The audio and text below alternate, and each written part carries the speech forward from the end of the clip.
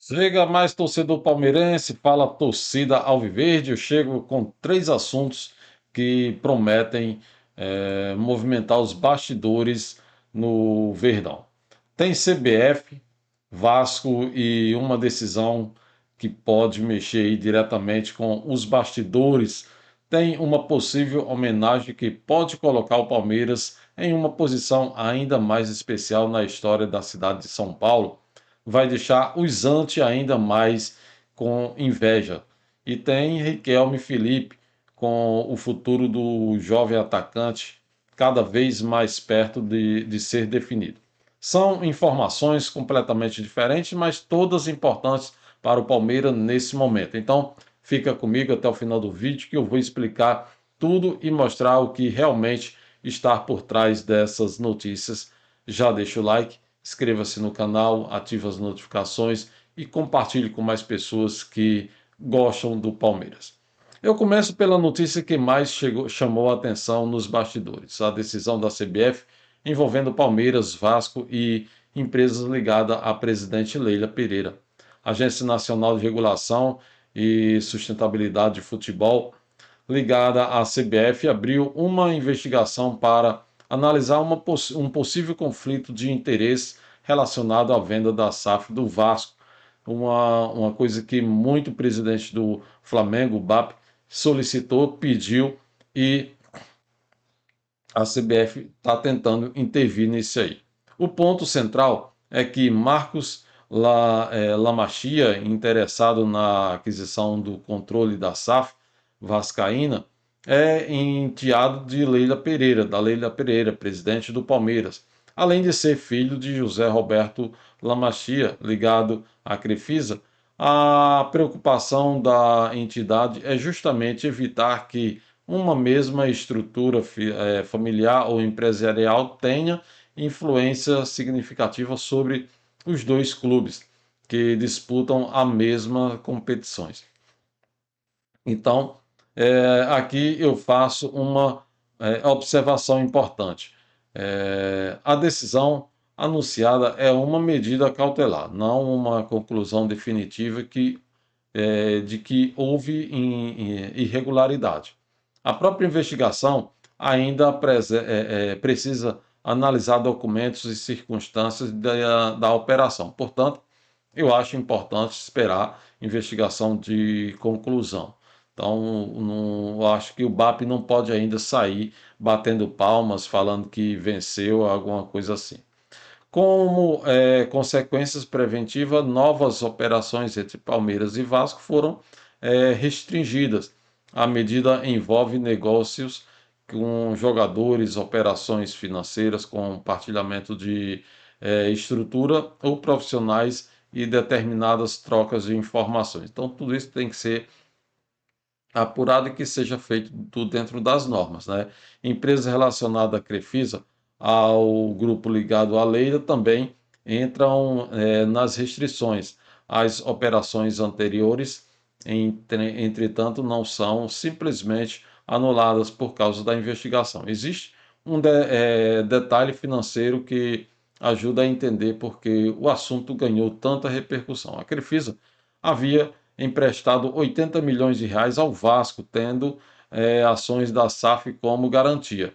A discussão sobre a estrutura dessa operação passou a ser analisada justamente sobre a ótica das regras de fair play e de eventual influência cruzada entre clubes. Na minha visão, a CBF está diante de uma situação delicada. Eu acho que nunca o futebol brasileiro nunca tinha passado por isso. Por outro lado, é necessário preservar a independência dos clubes e impedir qualquer possibilidade de conflito que possa afetar a competição. Por outro lado, também é fundamental garantir direito de defesa e uma análise baseada em fatos, documentos e regras claras. Não é chegar simplesmente querer criar regras agora, né? Tem que se basear no que já existe. O pior cenário seria uma decisão precipitada gerasse aí interesses, insegurança jurídica ou interesses de outros clubes que não nem estão sendo envolvidos na investigação ou na negociação, né, nos negócios. Eu acredito que uma possível solução passa por transparência total das estruturas societárias, contratos, garantias financeiras e relações entre as empresas envolvidas. Se não existir influência, evidência sobre Palmeiras e, e o Vasco, né, nada que seja indevido, isso precisa ficar demonstrado, documentado. Se existir a regulamentação, terá de ser aplicada, né? Agora eu passo para uma notícia que, para mim, tem um significado completamente diferente. O Palmeiras pode receber um reconhecimento que não depende de gol, de título ou troféus relevantes dentro do campo, e que outros clubes brasileiros ainda não têm. Então, os anti aí é que vão ficar com mais inveja ainda do Verdão. Existe uma proposta apresentada na Câmara Municipal da cidade de São Paulo, na intenção de prever ou declarar o Palmeiras como patrimônio cultural da cidade. A iniciativa é do vereador Fábio Riva, do MDB, e busca reconhecer a importância histórica e cultural do clube para a capital paulista. E eu acho esse assunto muito interessante porque estamos falando de algo que ultrapassa o resultado de uma partida. O Palmeiras possui uma história centenária ligada à formação da identidade esportiva e social de São Paulo, da cidade e do estado de São Paulo. A proposta procura justamente reconhecer essa dimensão histórica. O clube acumula uma trajetória esportiva extremamente relevante. Em 2026 conquistou seu 27º campeonato paulista. Também possui 3 Libertadores, além de outros títulos internacionais. A documentação relacionada à proposta ainda destaca a importância histórica da Copa Rio 1951, conhecida pela FIFA como a primeira competição mundial de clubes, além do Palmeiras também ser o maior campeão brasileiro de títulos do Campeonato Brasileiro. Mas eu faço questão de dizer, receber o reconhecimento como patrimônio cultural não significa ganhar um novo título esportivo. Nada disso. Mas sim uma classificação de natureza cultural e institucional. Por isso, eu vejo esse possível reconhecimento como uma forma de valorizar a memória do clube, sua torcida, seus símbolos e sua contribuição para a história de São Paulo.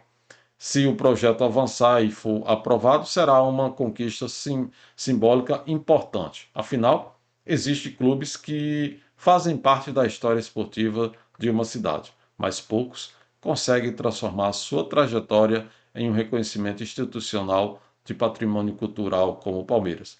Os anti vão se roer.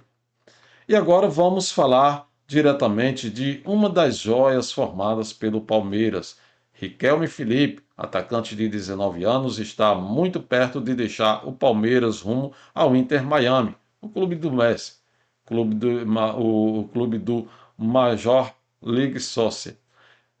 A informação é do GE, segundo o site, as partes iniciaram aí a troca de documentos para formalizar a transferência. A negociação envolve 60% dos direitos econômicos do jogador e a previsão é de um contrato de 4 anos com o clube norte-americano. O valor divulgado por diferentes sites, veículos, gira em torno de 6 milhões de dólares, aproximadamente aí, 30 milhões de reais na cotação mencionada nas reportagens. Já o UOL informou que o Palmeiras encaminhou a venda de 60% dos direitos econômicos. E aqui existe uma informação importante para o torcedor entender o contexto. Riquelme Felipe teve bastante destaque nas categorias de base do Palmeiras. Em 2025, pelo Sub-20, marcou 23 gols e deu 4 assistências. Já no profissional, porém, encontrou mais dificuldades. Em 2026, participou de 11 partidas sob o comando do português Abel Ferreira e não conseguiu marcar ou dar assistência. O Palmeiras havia renovado o contrato do jogador até o final de 2029, quando ele ainda estava no Sub-20. E quando a gente olha para isso, eu vejo dois lados. O primeiro é financeiro. O Palmeiras mantém uma estratégia de valorização de seus jovens e consegue transformar jogadores formados no clube em receitas importantes. Isso é fundamental para a sustentabilidade do futebol moderno e futebol interno. O segundo lado é esportivo. Eu sempre fico com aquela pergunta: será que esse jogador poderia ter recebido mais oportunidades antes de sair? É possível afirmar que Riquelme necessariamente se tornaria um grande jogador do Palmeiras, porque futebol não funciona dessa maneira, mas seu desempenho na base mostrava potencial e agora ele terá a oportunidade de conquistar sua carreira em um mercado diferente. Quanto à assinatura com o Inter Miami, as informações mais recentes indicam que a negociação esteve em fase de documentação e formalização, é claro.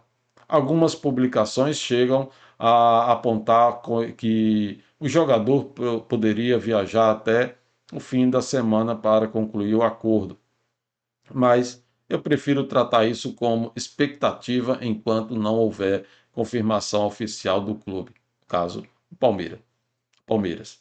Também é importante destacar que o Inter Miami mudou recentemente de treinador, anunciando aí Christian Kille Gonzalez para o comando da equipe em campo. Isso mostra que o Riquelme pode chegar em um clube que também passa por mudanças esportivas e quem sabe ele também terá oportunidades. Então, torcedor, eu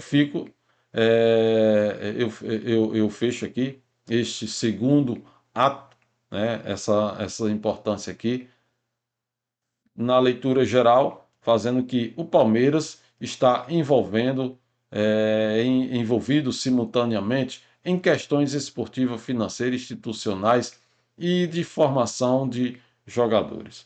No caso Vasco, existe uma investigação que exige cautela e transparência. No caso do possível reconhecimento como patrimônio cultural, existe uma oportunidade de valorizar a história do clube fora de campo, um clube de 112 anos. E no caso de Riquelme Felipe, existe mais um exemplo de como a formação dos jovens pode representar uma importante fonte de renda, embora também gere a discussão sobre oportunidades no time principal. Eu particularmente acho que o Palmeiras precisa continuar fortalecendo suas estruturas de base e também precisa avaliar cuidadosamente quando é melhor vender um jovem e quando vale a pena segurá-lo para uma maior valorização esportiva. Nem toda venda é ruim, assim como nem todo jogador que se destaca na base necessariamente vai explodir no profissional ou tenha que ser vendido. E se é justamente o equilíbrio que eu espero do nosso Verdão. Responsabilidade financeira, transparência nos bastidores, valorização da história e principalmente competência dentro de campo. Porque no Palmeiras eu acredito que desafio é sempre o mesmo: construir um clube cada vez mais forte, sem perder a identidade que fez essa camisa chegar até aqui. E se você compartilha comigo dessa mesma opinião, inscreva-se no canal, ative as notificações, compartilhe esse vídeo com mais pessoas. Avante palestra, tamo junto e a gente se encontra no próximo vídeo.